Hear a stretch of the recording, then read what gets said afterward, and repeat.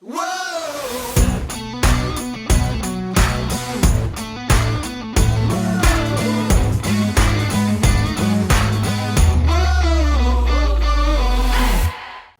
to the What's Everything podcast, where we fashion ourselves cinematic judge and jury. My name is JJ Crowder. I'm here with my co-hosts Mattson Heiner, better red than dead, and Alec Burgess. Let's get it. We appreciate you tuning in. Go ahead and hit that follow, subscribe, bell notification buttons. Keep up with all of our episodes. Follow the podcast, support the podcast. Also, help us grow the podcast. Tell a friend about us. Tell a family member about us. Tell a treasure hunter or scholar or historian. Any one of those will do. About us. That'd be very interesting. I'd be interested to sit and talk and get to know some things, make me feel stupid, which is par for the course. But yeah, we're here. Boy, it's July, and we're kicking off July with a month of patriotic movies. I don't know if that's that's what we were aiming for, and I think they all worked out pretty well. But yeah, we're kicking it off with a good one. And if you want to get in on making those choices, you can go to Patreon. You can actually vote on the choices for free, so you don't need to join with money. If you want to see additional content, ridiculousness, inappropriateness in spades, it abounds on our Patreon channel. But you can spend a little dough and help support the podcast. It's not cheap running one of these things. But yeah, we'd appreciate it. And you get to vote and see, pick topics, do all sorts of craziness. If you pay enough, you actually get to tell us what movie to watch once a quarter. So that's fun. With that, we're jumping into July with National Treasure. It was released November 19th, 2004. It was written by a lot of people. Jim Koof, Cormac Wibberley, and Marianne Wibberley. Great names all across the board. It was directed by John Turteltaub, because why wouldn't we have another great name? It stars. Say that again? John Turteltaub. Turteltaub? Oh, have you never heard? You know John Turteltaub. Come on now. No. He's kind of an interesting looking dude, and he's done with a name like Turteltaub. I would expect Cool Runnings, While You Were Sleeping, Phenomenon. John Turteltaub. Say that 5 times. That's fun. Yeah. Francisco. The Kid. Francisco. Yeah, he's done a lot of like movies that are similar to this and TV, things like that. But yeah.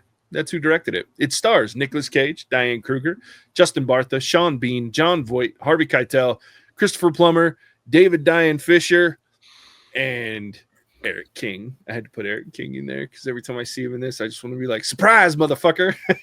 Those of you that watch Dexter know that joke. Yes, I do. But the movie is about a historian who races to find the legendary Templar treasure before a team of mercenaries. That is the shortest synopsis for this movie I think you could write, but I mean it's functional. Complete. Yeah. Whose movie was this? This was yours, right, Mattson? It was Mattson's. This was mine. Yeah, tell us. When I was recommending we do this topic for the month of July, this was the movie that I had in mind because it embodies all of it. But let me warm up the vocal cords here. I just feel like we need a little patriotism. Oh, say can you see by the dawn's earth? Stop there. Maybe if I do another podcast, you can all listen to me sing very terribly. But America, baby. I mean, this movie, JJ, remind me, what year did this movie come out again? I know you just said 04. 04. So I'd have been 13. And for our listeners, I don't know if I've ever said where I grew up. I probably have on some random podcast. I grew up a little bit south of Washington, D.C. I was like 20 minutes away. So on the East Coast, for those that live there, I'm now in the Seattle area, but cities are a lot closer. Like, you can go from D.C. to Baltimore to New York, and like all within a 4-hour drive. You want to make it up to Boston from where I lived. It was 8 hours, and obviously Philly is along the way as well. Been all those places. Been to most of those places many times. To the point where I got tired of going to Washington D.C. because, like, you know, when people come there, like, let's go to D.C. and you're just like, oh my gosh, like, why do we want to go? Now I feel dumb because it's great, and I tell everybody to go there because most people like on the West Coast, like, people either go once when they were like a kid or they like never go. And I'm like, what do you like? There's so much to do there. All that to be said, I love revolutionary history where I grew up because it was like in your backyard. when we were taught American history, like we didn't just like read about it, like you visited it, and like you did so quite often. And so I mean, I love George Washington's one of my most respected and revered characters in American history. Read a lot about him. I just think this movie, like, I love history. I love like the architecture. I love like an adventure. And when you package all that together in a movie in lore that I find extremely fascinating and like terribly believable to a 13-year-old. And even when I just watched it, I'm like, shit, dude, like it's the treasure's there. Oh shit, I'm about to call JJ and I would be like, guys, we gotta go over there right now. It's on the back of the declaration. Like fascinated. What one piece of paper is gonna make it from then till now? That piece of shit right there. And then you're gonna put the bifocals multicolored in a building with the symbol next to the liberty. Like, yes, let's go. Like, while we were fighting the British, we were protecting the gold. Like, we were fighting two wars, espionage and war on the streets. And, you know, we still booty smacked the British. Y'all suck. I love this movie. Like, it's fun. Is Nicolas Cage, as we know in many of his movies, is he the reason we watch this movie? Hell no. Like, he's kind of like a warm body that the thing passed through. I could not watch this movie. Why am I forgetting his name's already escaping me? The main villain. Sean Bean. Yeah, I like unbelievable. I love him. I think he's awesome. I mean, they go all over. They go from like the Antarctic to all the different cities that I visited. They throw in a heist. They throw in somewhat of a forced love scene that kind of works at the same time. And you just like, if you love shiny things like JJ does, you're just like, oh, shinies left and right. Let me collect. Like, let me do. And then you got like a full blown like spy heist, treasure heist, like national security heist. And you just put all in a movie. I could keep going. I'm gonna stop because it's a lot. This is a great watch. I just watched it the other. Great movie. I hadn't seen it in a little while. Like, damn, dude, make me a number 3. And shoot, dude, they could do a lot now. It'd be kind of scary, the stuff they could do. But awesome premise, man. I love it. All right, I love this movie too. Here's the funny part. So in 2004, I was fucking old already. And JJ, tell us your age. I was 13. If you're 13, I was 23. I was yeah. JJ's like, yeah. But yeah, some days. But yeah, like when this movie was being advertised and shit, I was like, oh my God, this movie's gonna be horrible. But I was at the time, like I saw a lot of movies in the theater back then, and I was like, I'm gonna go watch it just because I can. And I fell in love with it. I thought it was fun. I thought it was entertaining. It's very similar into what we talked about at the end of June, where it's like, it's a movie that I look at and on the surface, it shouldn't be as fun and entertaining and enjoyable to me, but it is. And I can get past so many things that I'm like, this is goofy and this doesn't make much sense, but I love it. And so it's like, yeah, I really enjoyed it. I was glad that you picked it. I think if you hadn't, I would have, just because it's one of the things that I think of from like a silly, like you said, go America. Like, you know what I mean? Like this patriotic thing, because he's so in love with the history. All of them are in this movie. They're so in love with the history of the country, and there's some weird shit that happened and some timings are weird. And yeah, but and Nicolas Cage is Nicolas Cage. Like, as much as he's shit in so many things, like his charisma is good. And in this movie, it plays through like that kind of goofy, nerdy, but very fully committed. To be someone like him, you're not going to be like this savant and like this savant. Yeah. You got to be a little weird. Got to be a little weird. Yeah. So it works out.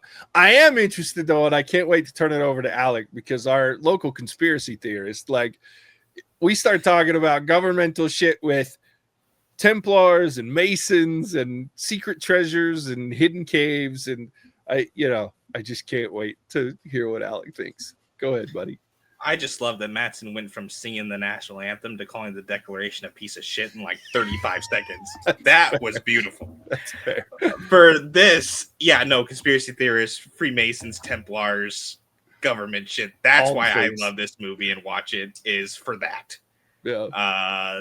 That is what, I mean, you know, we all know I'm a little bit broken, but you Fair guys enough. like the Go America stuff. I'm like, those motherfuckers. Why is inflation so bad? Because they found the treasure and they said, we're going to share it with us. Yeah. That's funny. I like to think from this movie, like a couple of weeks after it was in theaters, the people in, I forget the museum where they actually house the Declaration. This is sad. I should know that. But the people down in the preparation room, they're like, dude, you think you think should we flip it over? Like lemon juice, If we get some lemon juice and a blow dryer, can we find a map? Like a blow dryer. oh, You think we should? Like, should we check? Like, maybe. But then later on in the movie, this is where I'm like, when they get dumber, they're in where they sign in the Continental Congress in Philadelphia, where they sign, but they pull it out without. They show them pulling it out with their bare hands, and then later they're holding the plastic. I'm like, no, you're not doing that because you just destroyed it. Because like 5 years from now, your little human oil is just like that part of the page is gone. Like, ain't no way. Always makes me laugh. Oh man, I think they had to be like, we should probably just check the document. We should just probably do it. Like, just check. Yeah, I would have wanted to. I would have wanted to. I would have done it. And then be summarily fired. I mean, the funny part is we could be con this whole time. It could be. I mean, I'm sure we aren't even looking at the real one in there most of the time.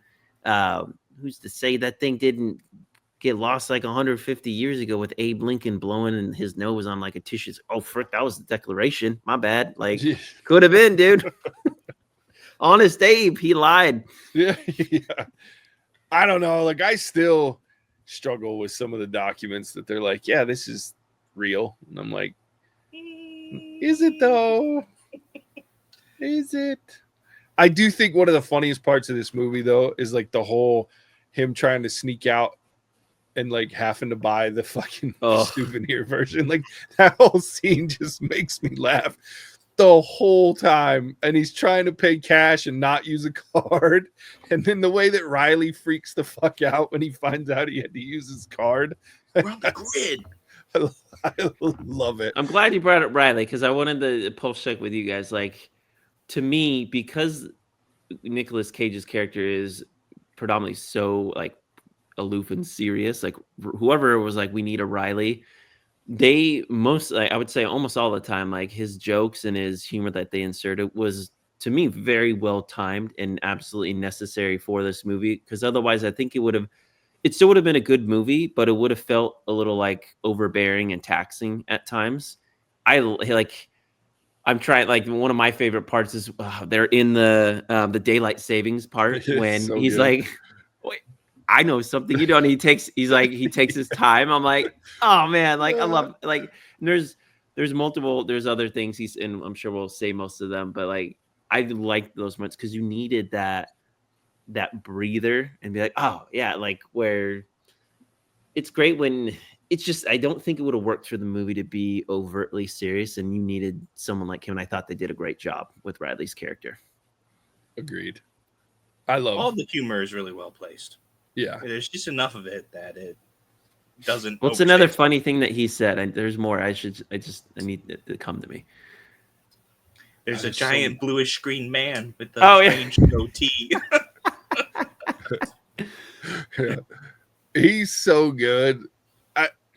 I like him, but I like Justin Bartha too. So I think he does a great job. We're at the end when he's talking about like sitting on 0.5% or whatever it is. 1%, more like trying to drive his Ferrari away, and you're just like, oh, like screwing that one up.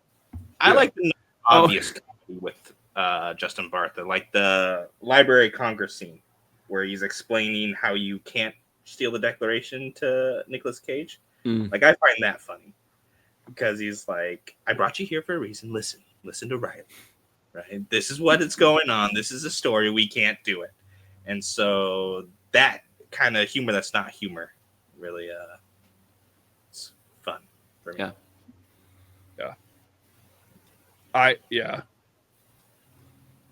I think I don't know. There's so many things that he does that I will say too. That so the flip side to Riley, because like one of the things I always think of too is when they save what's her face, and like he's asking her, "Are you okay? Are you hungry? Whatever," and he's like, I'm fine too. Thanks for "Yeah, asking. yeah, I'm just recovering from being shot at, but I'm fine too. Thanks for yeah."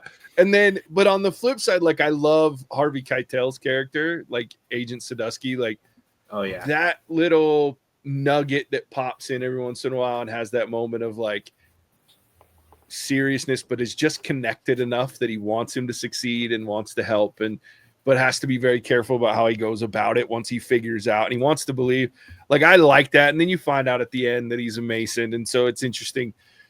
But to me, like I like the way that they weave the story, because you have to. And I remember watching it the first time thinking, oh, is he just crazy? Like, is this whole thing just going to turn out to be like he's nuts? Because like there has to be that level of he cannot be correct, right? But then you start rooting for him, and so like the way that they weave the different clues, and I love the fact that his dad comes in is like, yeah, and you'll just find another clue, and then you'll just find another clue, and like that to me is the epitome of.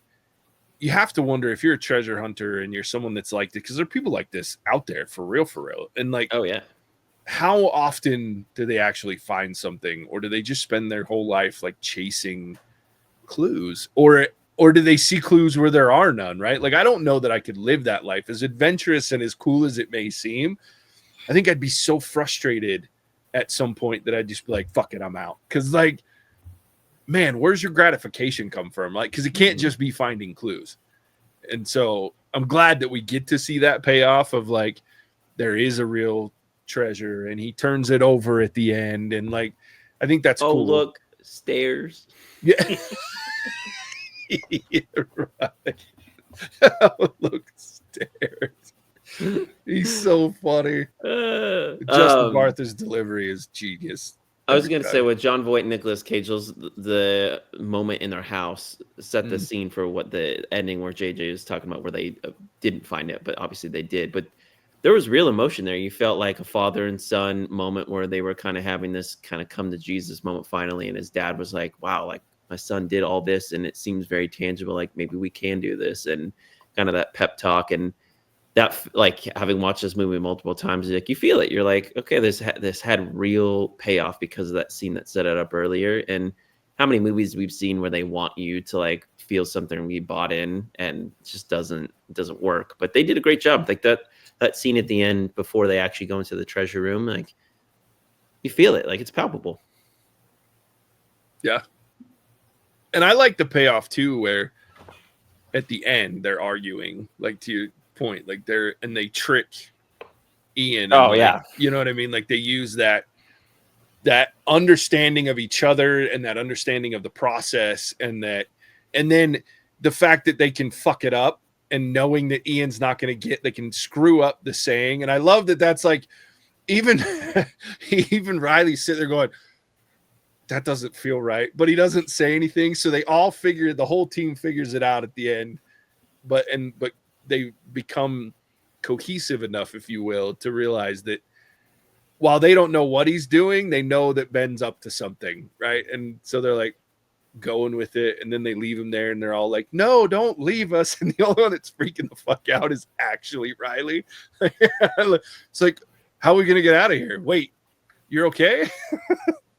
Yeah, I love it. He's like, well, I'm glad you guys are like on the same page now, but we're still stuck down here. You're like, oh, yeah. Well, they did a really good job of setting that scene up by having the dialogue between Nicolas Cage and John Voight, where it's like, hey, you just change the status quo. Like, you keep the status quo the same. So they do the proper setup to where you get to that point. Everybody realizes what's happening, to Mattson's point, except for Justin Bartha. But his acting in that scene is what probably seals the deal. Yeah. Yeah. And so it's a really good sequence movie that they do with that. JJ, I'm curious, and I mean, Alec, you can chime in too. Like you talking about discrepancies in this movie, or jumps, or things the other side of this where they made some poorly timely decisions or things that they set up in the movie. I'm curious what things always come to mind for you. Well, I think for me, like one the ease in which they pull off stealing the Declaration of Independence. And I realize they have their hiccups and it's a little weird, but like I think what makes me laugh, and I realize it's for the sake of timing and it works because you're rooting for it and you're like, this, all that matters is they're stealing the Declaration of Independence. And that's wild and crazy and what the hell. But the fact that they go from the conversation with Riley where he's like, I'm going to steal it. And then he starts walking away and he's like, wait, what? I'm going to steal the Declaration of Independence. And he's like, Ben? That moment. And then we jump right to almost them stealing it. And you're like, and then they rolled through like what you have to do in order to steal it as they're getting the information. And I'm like, man, you just go through that and it just works out. And the only hiccup is that you have to buy a freaking souvenir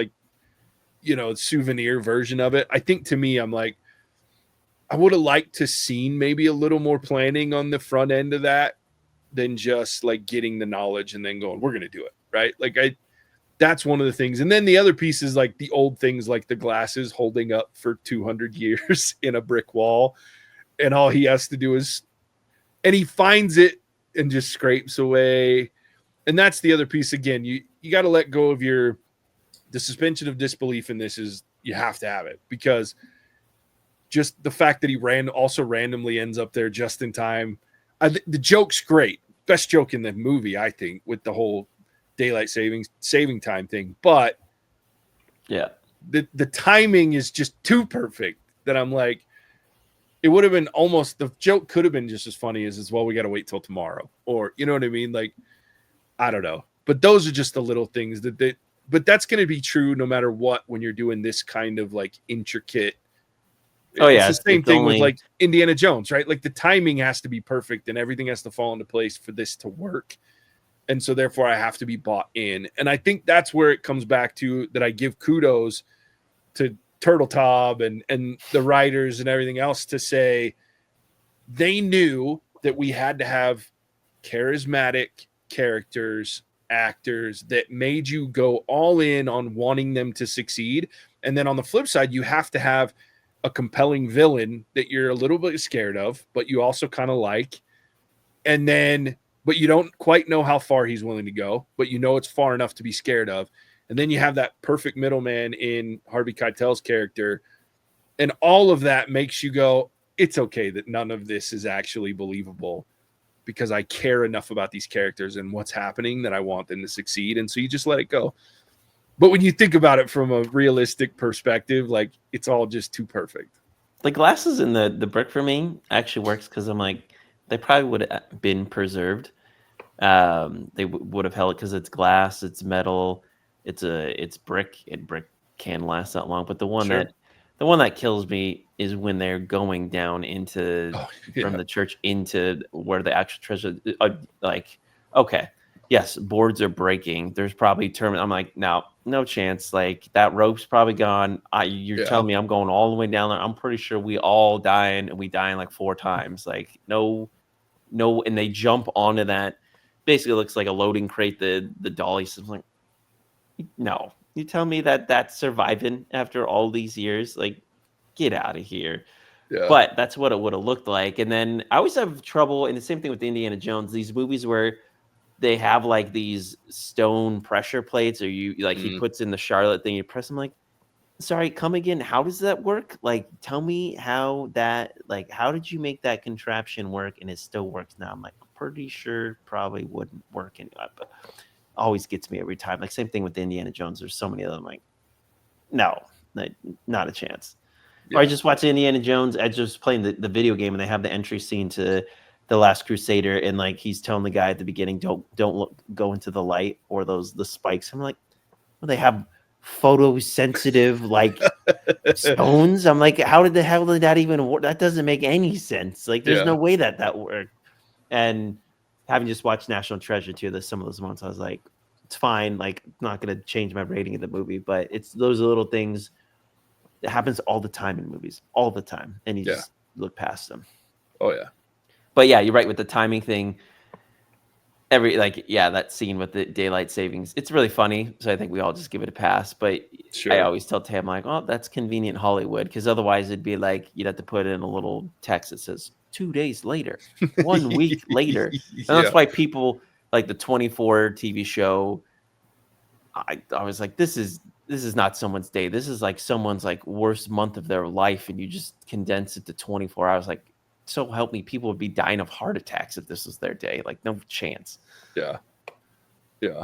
Well, and the fact that like they stole the Declaration of Independence, like, and I get you can't have it last too much longer because they're gonna find them. You have almighty heat on you. Yeah. Like you're fucked. Like they're gonna get your ass, and you are enemy number one right now. And they hinted that too, but like, and I don't know, maybe you want to argue that there's some ineptitude there that you can count on within law enforcement and things like that. But I just think even in 2004, there was just too many ways to like track people and find people to be able to just say they just stole the Declaration of Independence. We know they're staying in the area of certain places. Like, where are you going to go? So I get it. But yeah, like, again, huge requirement for suspension of disbelief. But it's fun enough and enjoyable enough that I let it go, and I don't even care. Like, I just have a good time. I could care less. I mean, in fact, it's to the point where when they get to the wood scene and all that at the end, it's another thing that just makes me chuckle, because I'm like, they're all dead. Like, yeah. Well, doesn't Riley say something about it? It's been a couple of days. Yeah, he says like something about termites or whatever. Yeah. It's just it's good stuff. Always the timely joke, old Riley. Yeah, I like it. I'd have been like, you're trying to put yourself in real, like if you were an actual treasure person, you found that shaft, you would want to go down immediately, but you'd be like, okay, let's get some gear and we will return, because otherwise we will all die. Yeah. You know what other joke I love that wasn't necessarily a joke, but it was funny, is when he drops the girl. And they go back, he's like, I'm so sorry I dropped you, but I had to save the Declaration. She goes, no, it's fine. I would have done the same thing. I would have done the same thing. Yeah. Like, that's, yeah, I always find that one pretty funny. Or like at the very end when Riley's bitching about his 1% as he gets in this Ferrari or his Lamborghini or whatever and could have had 10. Drive it. Could have had 10. Yeah. But you got the girl. At least you got the girl. Yeah. So. I'm so sorry for your pain and suffering, right? That was a dope house too. Oh yeah, I want that kind of property. Yeah. Plantation home. Where is that house? I need to go find that now. Like, dang. But I bet it's worth more than even the three of us combined could figure out. Oh, you can count on that. Love it. Alec, would you go on a treasure hunt? Like, oh, dude, tomorrow. Dude, I want to go on a treasure hunt with Alec because I feel like we might die, but it would be worth it. Oh, no, 100%, because I am going down the staircase. Yeah. Because in my mind, right, again, we all know I'm a little bit broken. Sure. I'm like, for everything that's lasted this long, I don't care. They built this, it's probably going to last. Yeah. Like, I've gone through crypts, stuff that should have never lasted as long as it has, and these are the Masons. What do Masons do? They build shit. So we really need to review number 2 maybe this time next year sometime, because that's the real, it gets into much more of the real conspiracy stuff. Yeah. Where Alec's pride and joy would come to light much more than this one does. Yeah, that's true. It has like the little book of the president or whatever with all those secrets. Yeah. If that, Alec would just he'd be having a TikTok every day, be like, you want to know this? You want to know this? And there'd be chaos. Number 3. Yeah, and there'd be chaos in the streets. And all of a sudden, we'd be like, "What happened to Alec?" Oh shoot! It's good stuff. Good stuff. All right, should we rate it? Let's do it. All right, Mattson, you're up. This movie's a 5. Like, it's a 5. I hadn't seen this movie for a few years. Like, this movie made me laugh. This movie made me want to go on a treasure hunt. This movie has already made me want to go read and watch some stuff on American history. it's just fun, and it has such rewatchability. Like, even I know what's going to happen, but I still like how it's happening. And it just, yeah, I wish the second one, it's not terrible, but I wish the second one was better. But I almost want them to reboot and make a third one with all the crazy stuff that's going on now. Like, man, shoot, they could do so many crazy things. But this movie's fun.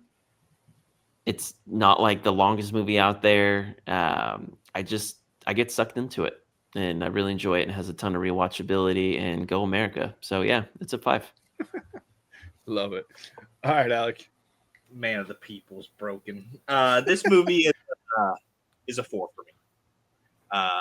I really enjoyed the conspiracy aspect of it, but if we're talking about, I feel like there's a lot of cheap tricks that they throw in there to get it through. It's not a full action. It's not a full comedy. It's, they kind of, it's a product of its era, right? That early 2000s is, hey, we stumbled upon a formula that works, and we're going to keep making every single movie like that.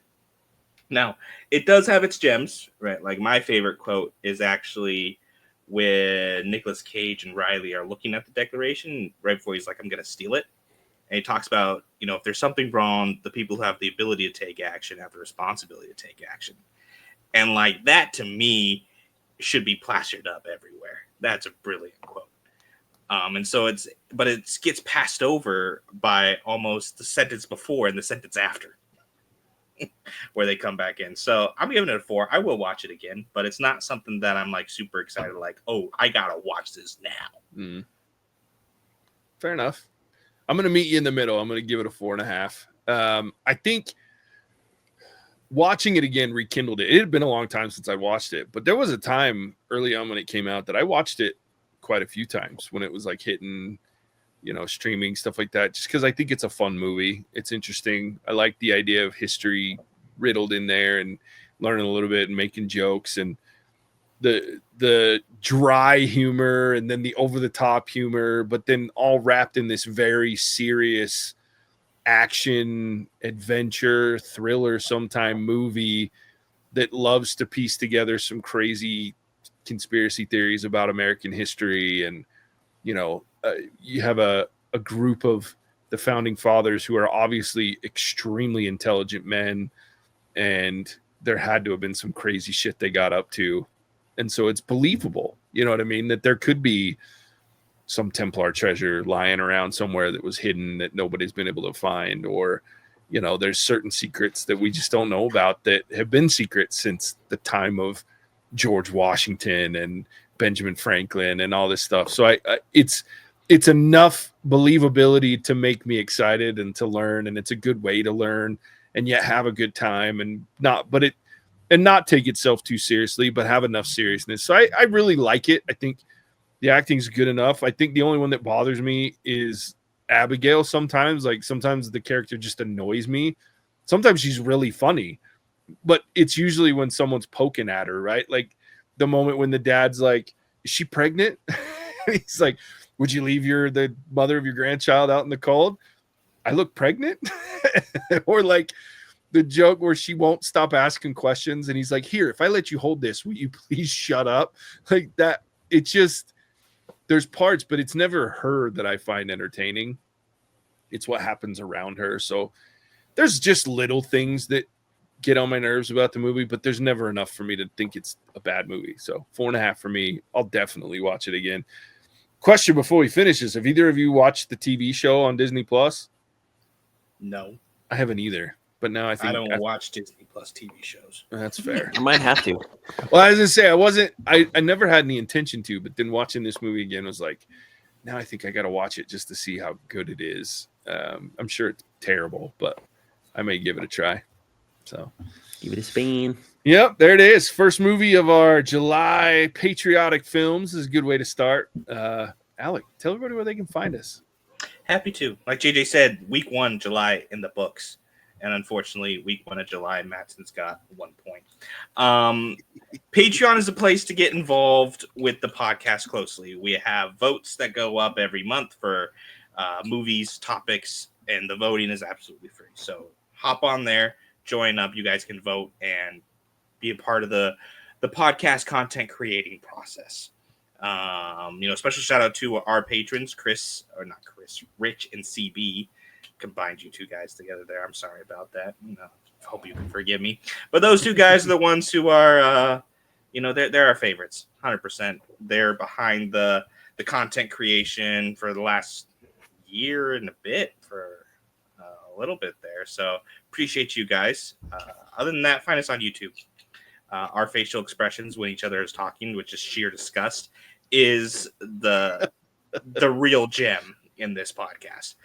With that, I will kick it back to the Wazir of WAP, the Mauling Monarch. It's been a while since I used that one. JJ. That's right. Thanks, Alec. Yeah, go check us out on Patreon. It's a good time over there. And with that, as always, we appreciate you tuning in. We'll catch you on the next one. Bye. Hasta la vista, baby. Cinemagic out. Whoa!